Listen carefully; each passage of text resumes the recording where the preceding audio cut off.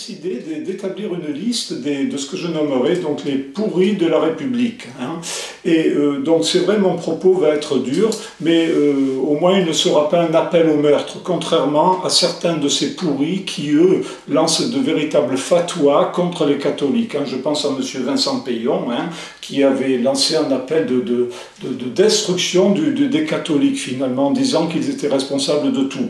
Dans le style un peu de Goebbels, qui, pendant le Troisième Reich allemand, de lancer des fatwas contre les juifs. Voilà. Donc, mon propos est dur, mais c'est quand même pas un appel au meurtre. Je le dis de façon à ce que les gens commencent pas ceux qui sont concernés, commencent pas à se sentir agressés, à pleurnicher, voilà, il est plein de haine, etc. Non. Alors, monsieur le Président de la République, monsieur Hollande, je vais commencer par vous. Hein. Donc, vous savez que vous avez été élu président, non pas parce que les Français vous aiment, mais parce qu'ils en avaient marre de Sarkozy. Hein. Sarkozy, on en avait ras-le-bol, donc certains ont voté pour vous. Et qu'avez-vous fait? En gros, bon, on ne va pas parler des problèmes économiques, c'est une catastrophe, hein, vous n'avez rien fait, vous n'avez fait qu'empirer les choses, mais on va parler de cette trahison civilisationnelle sans égale dans l'histoire que vous avez imposée à la France, qui est cette infamie contre Dieu et nature, hein, la légalisation du mariage homosexuel. Voilà, c'est une véritable trahison civilisationnelle, la majorité des Français n'en voulaient pas, probablement aussi la majorité des gays n'en voulaient pas non plus. Hein. Donc, d'ailleurs, vous le saviez très bien, c'est pour cela que vous avez refusé d'organiser un référendum. Hein. C'est aussi pour cette raison que, pris de panique la veille de la grande manifestation pour tous à Paris, vous avez envoyé l'armée française au Mali. C'était pas un hasard, hein, monsieur Hollande. Personne n'a été dupe en Europe, en Allemagne, en Angleterre, de partout. Il y a eu des articles à ce propos. Le coude du président français, hein, French President. Sauf en France. En France, je reconnais là, respect, vous avez bien bâillonné les journalistes, ça, personne n'a pensé à dire que c'était un coup fourré de votre part. Bon. Voilà, donc monsieur Hollande, vous avez trahi la France éternelle, contre la volonté de la majorité des Français, hein, c'est une infamie et vous êtes infâme. Voilà. Alors, maintenant, on va passer... C'est une petite consolation pour vous, à une autre personne qui vaut pas mieux que vous. Hein, souffrance partagée et demi-souffrance, comme on dit en allemand. Geteiltes Land ist halbes Leid. Alors c'est M. Sarkozy. Donc M. Sarkozy, oui, écoutez, franchement, vous n'avez pas honte d'oser vous présenter à nouveau comme président de la République, après le quinquennat désastreux que vous avez fait. Hein. Moi qui vis en Allemagne, je peux témoigner que vous vous êtes fait écraser par la chancelière, Madame Merkel. Le problème principal économique de la France est dû au dumping salarial des Allemands. Cela, vous n'avez pas été capable de le faire changer. Cette situation n'a pas changé sous votre quinquennat. Hein. Mais là n'est pas le plus important. Le plus important, c'est que vous avez même pas eu le courage pour dénoncer clairement cette infamie qui est la légalisation du mariage homosexuel. Sans parler de l'avortement, vous n'avez jamais eu le moindre mot pour dénoncer le meurtre légal des enfants. Voilà, si vous revenez au pouvoir, vous n'abrogerez jamais cette loi. Vous êtes trop lâche, vous êtes intéressé uniquement par votre ambition personnelle. Alors tout cela, à la limite, on s'en fiche. Vous êtes un pion parmi d'autres, c'est pas si important. En revanche, ce qui est infâme, et ce qui fait de vous un être infâme, monsieur Sarkozy, c'est que vous faites semblant d'être catholique. Et là, vous polluez l'Église, monsieur, et carton rouge pour vous. Que vous soyez un bouffon arriviste qui gesticule sans arrêt, on s'en fiche, mais arrêtez de vous faire passer pour un catholique, ok? Voilà. Allez, monsieur Sarko, c'est fini pour vous. Passons à monsieur Juppé. Donc, monsieur Juppé, vous aussi, vous brillez par votre lâcheté. On vous pose la question sur la légalisation du mariage homosexuel. Vous répondez, on va voir ce que passent les les Français, ce que, les sondages, etc. En fait, vous aussi, vous êtes bien trop lâche pour prendre vos responsabilités. On ne sait même pas ce que vous pensez. La seule chose qu'on sait, c'est que vous êtes prêts, vous aussi, à tout vendre pour devenir président. Donc, et par ailleurs, Monsieur Juppé, il y a quelques années, vous vous en rappelez, il y a 3 ans, quand le successeur de Pierre, ce pape merveilleux, Benoît XVI, était encore, donc, exerçait encore son pontificat, vous aviez dit, oh, ce pape, c'est un fardeau, il faut qu'il s'en aille maintenant. C'est contrôlable. Hein. On tape sur Google, Juppé, les calomnies contre Benoît XVI, on trouve facilement. Hein. Ce ne sont pas des inventions de ma part. Donc vous avez pourri le successeur de Pierre, Monsieur Juppé. Vous n'osez même pas dénoncer frontalement cette infamie qui est que contre Dieu et nature, attaque frontale contre Dieu qui est le mariage homosexuel, et vous voulez devenir président de la République. Hein. Mais allez vous faire soigner, mon pauvre ami. Vous êtes dégueulasse, vous aussi. Vous valez pas mieux que Sarko. Allez, Juppé. Alors, Fillon, bon, Fillon, oui, ben c'est pareil. Jamais un mot pour dénoncer la culture de mort. Vous êtes carrément pour le mariage homosexuel. Pas la peine de perdre de temps. Alors, sur ma liste, ensuite vient Copé-Bérou. Ne le prenez pas mal, les gars, mais je vous ai mis ensemble, parce que vous êtes tellement minables que, bon, on peut vous joindre en même temps. Pourtant, Dieu sait si je ne suis pas un ami de Cohn-Bendit. D'ailleurs, il est sur la liste aussi. Il a quand même dit une vérité, Cohn-Bendit, Monsieur Bérou, à votre égard, c'est que vous êtes trop minable pour devenir président, c'est tout. Vous aussi, comme le petit Roquet Copé, hein, Copé, jamais un mot pour dénoncer clairement le mariage homosexuel. Regardez les vidéos, je ne dis pas n'importe quoi, hein, je ne me permettrai pas de dire des choses fausses, contrairement à vous. Et vous n'avez jamais dénoncé frontalement le mariage homosexuel dans un débat quand vous étiez filmé. Hein. Peut-être en catimini, dans une petite réunion, mais sinon vous êtes trop lâche pour ça. Donc, Copé-Bérou, allez, on ne va pas perdre de temps. Alors ensuite, il reste M. Chirac, bon, enfin il reste, non, il y a encore une grande liste. Alors Chirac, M. Chirac, bon, maintenant vous êtes âgé et vous serez jugé par le tribunal céleste, hein, comme Giscard d'ailleurs. Mais bon, on ne peut pas oublier, M. Chirac, que c'est à cause de vous si la Constitution européenne n'a pas de référence chrétienne. C'est vous qui vous êtes opposé à ce qu'il y ait une référence chrétienne sur la Constitution européenne. Et ça, ben, M. Chirac, c'est une infamie. Hein. Au fond, vous avez tout détruit là, et finalement, vous resterez dans l'histoire une grande gueule, un type qui gesticule, mais qui, au fond, est d'une lâcheté épouvantable. Monsieur Chirac, à cause de vous, la Constitution européenne n'a pas de référence chrétienne. Eh bien, ça, c'est à vomir. Point final. Voilà. Alors Giscard, ben ouais, mais Monsieur Giscard d'Estaing, rappelez-vous, ça nous fait remonter un peu en arrière, mais bon, c'est vrai que j'étais gamin à l'époque, mais je me suis renseigné entre-temps, eh bien, il apparaît que vous vous êtes carpétisé d'une façon veulent et pitoyables devant les lobbies féministes et lesbiens et francs-maçons qui, il est vrai, infestaient et infestent toujours le Parlement français lors des débats sur l'avortement et sur la loi Veil. Hein. Si à l'époque on avait organisé un référendum, cette loi jamais ne serait passée. Hein. La loi du meurtre des enfants à naître ne serait jamais passée. Non seulement vous vous êtes écrasé pitoyablement, mais en plus vous avez fait pression contre les gens qui, eux, avaient le courage de se battre, notamment le grand professeur Lejeune, un grand savant qui, seul contre tous, s'est battu contre l'avortement. Vous avez envoyé des gens de vos services pour lui dire qu'il se taise. Donc, Monsieur Giscard d'Estaing, vous aussi, vous êtes un bouffon. Hein, derrière votre tête d'emplâtre de président potentiel de la communauté européenne, vous avez trahi la Sainte Église catholique, Monsieur Giscard. Ok, et carton rouge. Point final.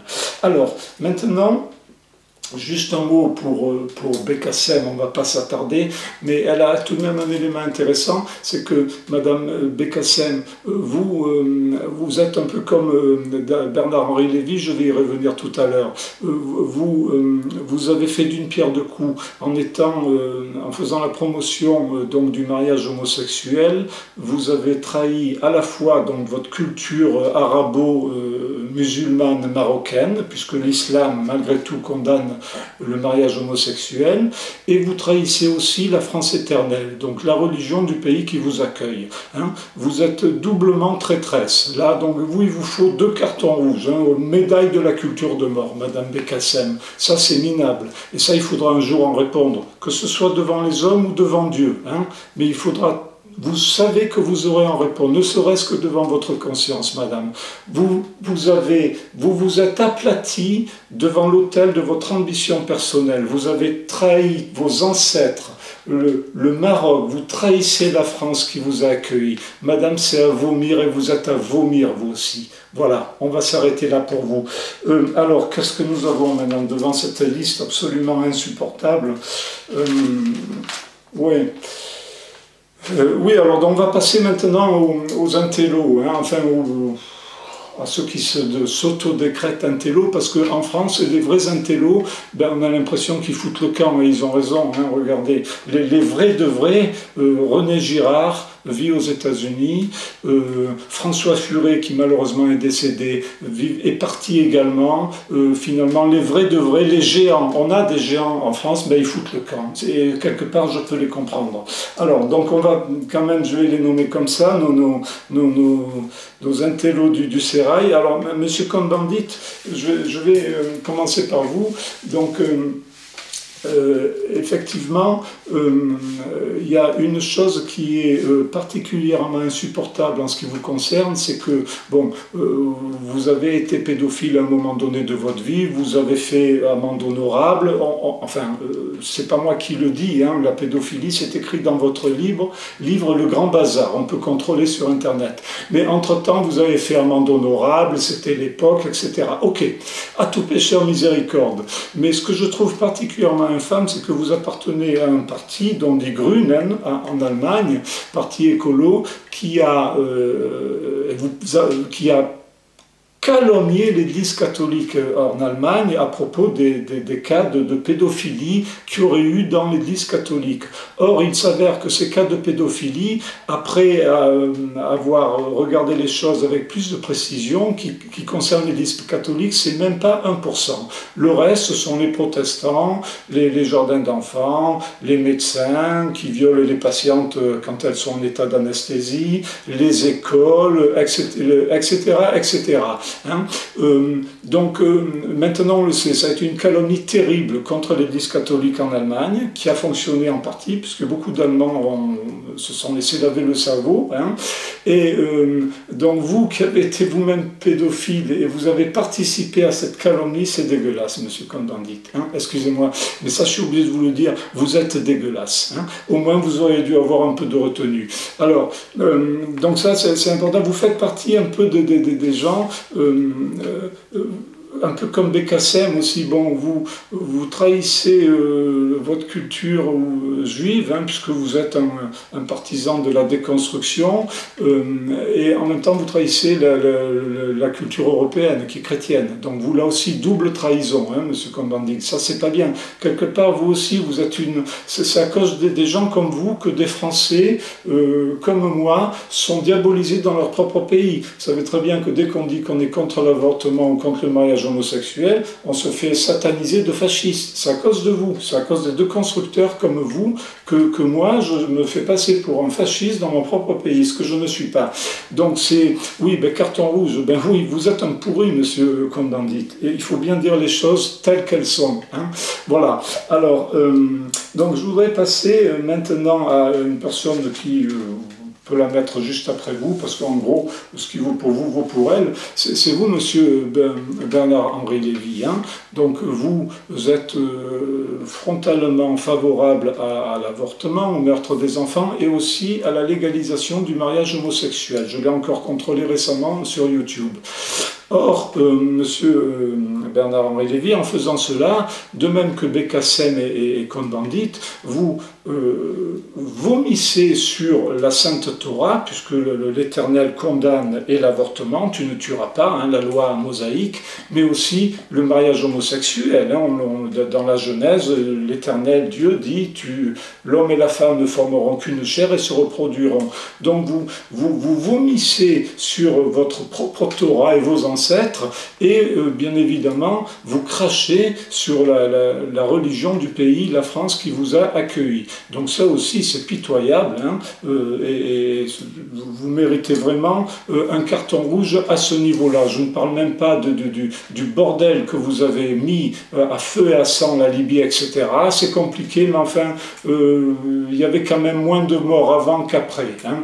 Donc tout ça pour passer à la télé, pour avoir encore plus d'influence. Donc ça, c'est particulièrement infâme, monsieur Bernard-Henri Lévy, et vous aussi, vous êtes un être infâme. Comme Cohn-Bendit, vous êtes une machine à générer de l'antisémitisme. Hein. Le problème, c'est qu'à cause de juifs athées comme vous, qui en réalité ne sont pas de vrais juifs, les vrais juifs croyants religieux, il y en a, hein, même s'ils n'ont pas reconnu le Christ, le Messie d'Israël, il y a des juifs honnêtes, la plupart ceux qui sont religieux.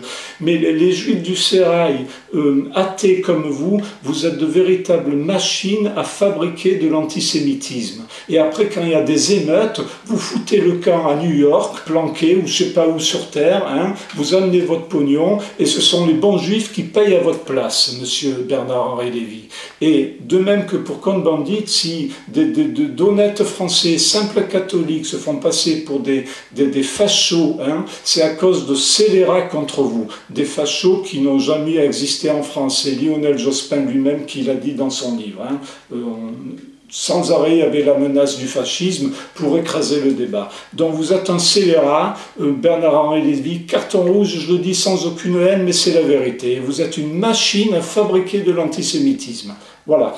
Alors, donc après, nous trouvons Madame Fourès, Madame Caroline Fourès, je vous ai pris, parce que vous avez une valeur représentative, vous représentez effectivement toute cette haine d'une petite minorité d'homosexuels, mais qui malheureusement contrôle les médias. Hein. En cela, c'est ce qui vous rend intéressante. Alors, que vous soyez lesbienne, Madame Fourès, c'est pas grave, bon, on est tous pécheurs, hein, chacun a... en revanche, c'est votre désir de normaliser l'homosexualité qui relève de l'infamie. Hein. Pour échapper à une espèce de sentiment de culpabilité, pour échapper à votre anomalie, vous essayez de rendre le monde entier anormal. Autrement dit, pour échapper à vos propres ténèbres, vous voulez rendre l'univers entier ténébreux. Hein. Effectivement, le pécheur... si tout le monde est pécheur, si tout le monde est noir, celui qui est noir a l'impression d'être blanc. Tout est là. Vous essayez désespérément de vous déculpabiliser de votre homosexualité en essayant de rendre le monde entier homosexuel. C'est cela qui est à la base de votre activisme. Alors, Madame Fourès, c'est pas de votre faute si vous êtes lesbienne, hein, mais enfin, on ne peut pas vous laisser, pour vous déculpabiliser, détruire les fondements de la famille et de la civilisation. Le mariage homosexuel est une infamie contre Dieu et nature. Pas les homosexuels qui ont leur dignité, bon, ils ont des tendances gays, mais le désir de légaliser, de normaliser complètement l'homosexualité, c'est cela qui relève de la culture de mort, Madame Fourès. Et au fond, c'est une histoire de jalousie. Ça vous fait consumer de haine de voir qu'une femme puisse aimer un homme et vice-versa, qu'une famille puisse avoir des enfants. Vous en crevez, vous en bavez de haine. Et au fond, toute cette haine que vous exprimez à l'endroit des religions, eh bien, elle vient d'une jalousie fondamentale. Vous voulez détruire Madame Fourès, ce que vous ne saurez jamais. Jamais vous n'aimerez un homme, jamais un homme ne vous aimera, vous n'aurez jamais de famille. Voilà, madame. Et soit dit en passant, Madame Fourès, entre nous, si votre maman avait été lesbienne, vous ne seriez pas là pour en parler. Parce que les lesbiennes entre vous, vous pouvez faire l'amour pendant l'éternité, vous ne ferez jamais d'enfant. Hein. Pas oublier quand même ce petit détail. Je rappelle, pour finir, que ce discours n'est pas un discours haineux, hein, c'est un discours de combat qui dit la vérité, qui vous a dit la vérité, à tous, hein. Il y en a bien d'autres, mais je ne peux pas tous vous nommer parce que ça serait trop long, hein. Mais la différence finalement qu'il y a depuis quelques temps, c'est que avec l'avènement des réseaux sociaux, eh bien, les groupes religieux, notamment les catholiques, commencent à pouvoir se défendre, hein. Donc ça pose un problème, notamment aux personnes comme Madame Pourest, hein, qui font pression pour que au niveau de YouTube et d'autres services, les catholiques n'aient plus droit à la parole. Donc ça, c'est la grande nouveauté. Avant, on se faisait écraser sans pouvoir nous défendre. Maintenant, on commence un petit peu par l'intermédiaire des réseaux sociaux, nous commençons à nous rebeller. Et ça, c'est une très bonne chose. Et je le répète, pour virulent que soit mon propos, il sera toujours moins virulent que le désir de mort qu'a exprimé donc Vincent Peillon, l'ancien ministre, hein, de l'Éducation, qui a souhaité voir la disparition des catholiques, hein, qui en gros est un appel au meurtre à peine masqué. Voilà, donc commencez pas à pleurnicher, les bouffons de la République, de la République, la République des putes. Pardon pour ce dérapage sémantique, ne pleurnichez pas parce que vos porte-paroles lancent des fatwas de destruction contre nous les catholiques. Alors que de temps en temps il y a un catho qui vous dise certes des vérités désagréables, eh bien il faut l'accepter.